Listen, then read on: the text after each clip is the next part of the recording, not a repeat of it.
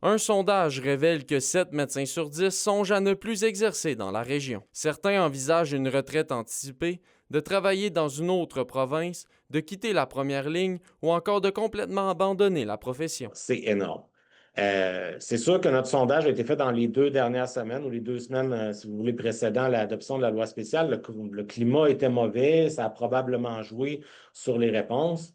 Mais tu sais, avec des chiffres comme 70% qui pensent quitter, même si c'était juste le tiers ou le 25% qui finalement décidaient de quitter, ça serait quand même dramatique, je pense, tu sais, pour la région. Par ailleurs, le Collège des médecins de l'Ontario confirme avoir déjà reçu 60 demandes de permis de pratique en provenance du Québec. Et disons que cette situation fait craindre pour le maintien des services dans certaines communautés. Nous, c'est évident que l'Ontario, c'est pas très loin pour l'Abitibi-Témiscamingue, puis on a peur que certains médecins traversent la frontière.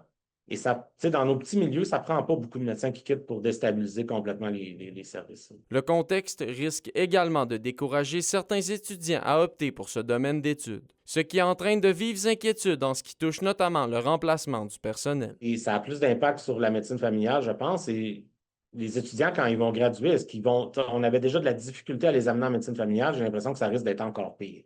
Donc, est-ce qu'on va être capable d'avoir des recrues pour remplacer ceux qui quitteraient par une retraite anticipée vers d'autres provinces?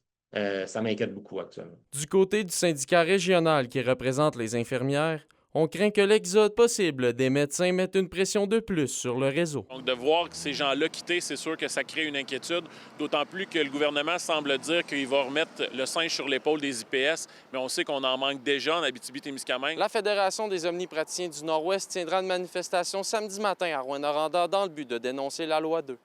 Olivier Morin, RNC Nouvelles, Rouyn-Noranda.